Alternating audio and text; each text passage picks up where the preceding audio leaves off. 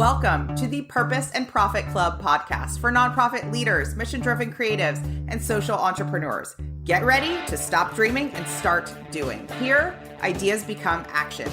We prioritize purpose and profit. You ready? Let's go. Today's episode is about unlearning and rethinking. And this is really inspired by an upcoming presentation that I'm giving at a conference all about ethical storytelling. So before I had my online courses and programs, I really leaned on a couple of different ways to write stories, to tell stories, to talk about telling stories to my clients. And the way that it made sense for me, the easiest way for me to lean on was this concept about describing the problem, describing the solution, and then making the donor or customer the hero, right? It's a really simple framework. A couple of people teach it. You'll hear it a lot in StoryBrand, which is Donald Miller's work. And as I really started to question this idea of ethics and value-centered storytelling and how stereotypical imagery and how that shows up, particularly in the nonprofit world, I started to see some problems with heroicism for storytelling as it pertains to fundraising. So we'll talk about that a little bit, but that was like the beginning. That's where I was like starting to peel the layers back and going, okay, if I'm following a framework of like problem, solution, donor, hero, then am I putting on a platter, kind of teeing up this idea of saviorism? Am I also perpetuating some of the things that I wish didn't exist and I'm ready to see a huge change in the nonprofit world? And the answer to both of those questions was yes. And for a while, I didn't know necessarily how I wanted it to be or how I wanted to teach storytelling differently. I knew how I could adapt stories to make them fit within my own values and ethics, but I didn't really know the next layer of that. And ethics in general, it's hard. Ethics in general, ethical storytelling in general, is kind of a funny concept because ethics are subjective, right?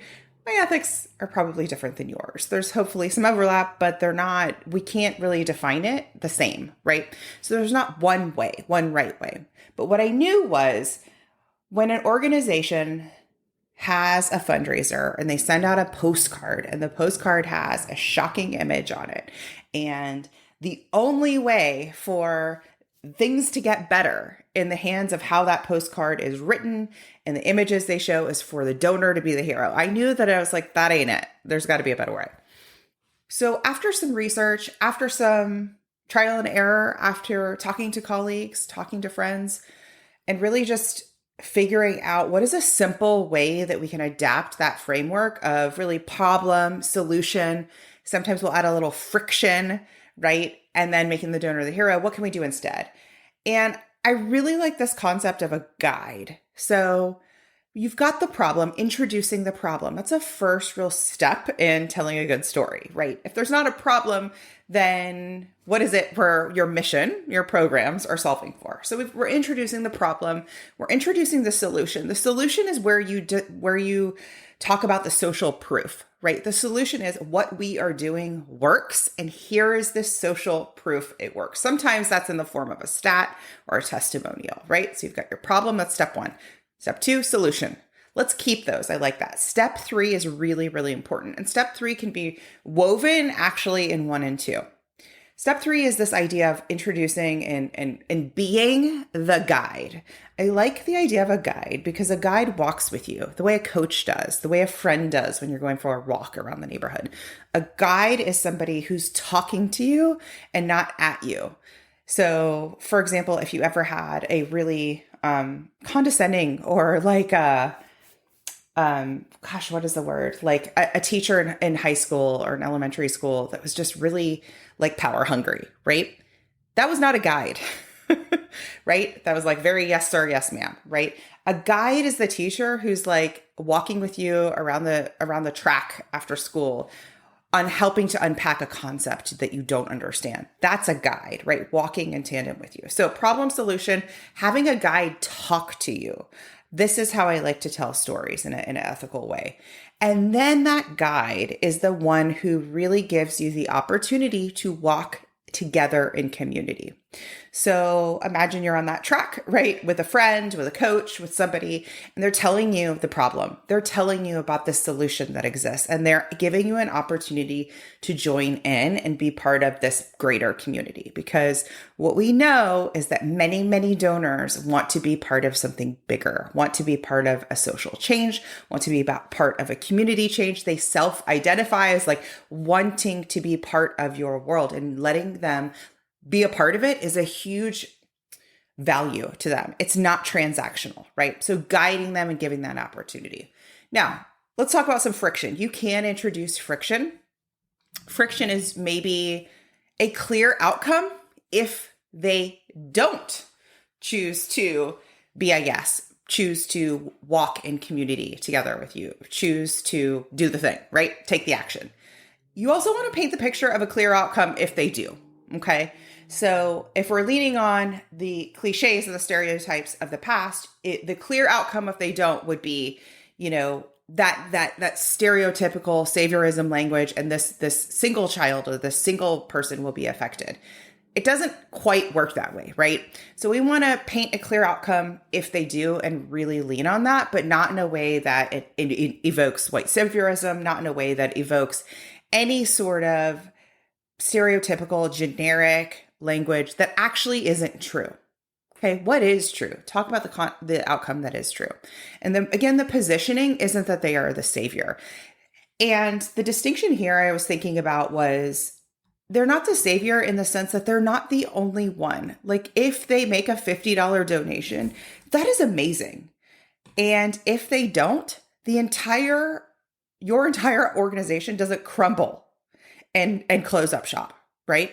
So that's okay. Like it's not make or break, right? So we want to talk about what will happen if they do. We want to paint the picture of what this funding will help sustain, and we want to tell the truth.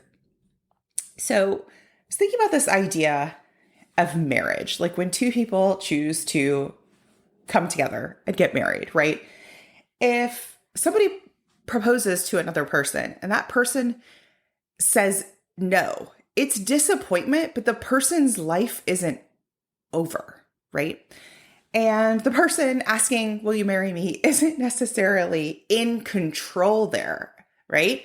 This isn't some sort of hierarchy. This is an opportunity to walk together in community, in this case, of a marriage, right?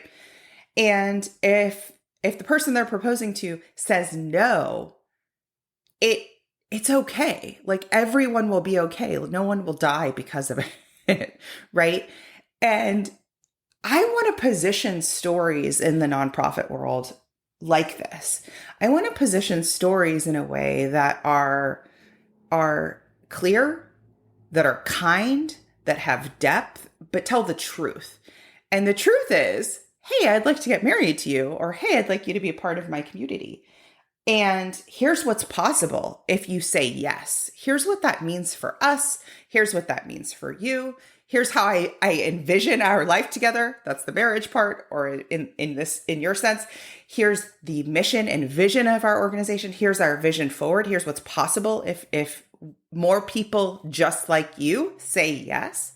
And you, individual donor, are not responsible for my self-worth. You, individual donor, are not responsible for my entire organization's well-being. You do not hold that in your hands. You do not hold that capacity. You do not have that power, right? I think that's really what I'm trying to get at is let's not tell stories that immediately give up our organization's power. Let's instead tell stories that invite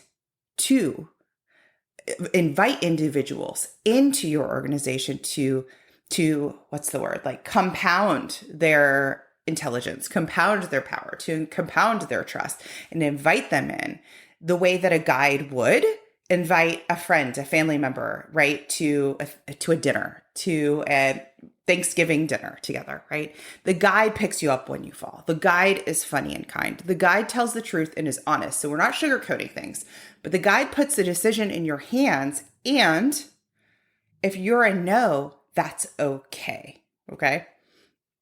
Let that simmer with you.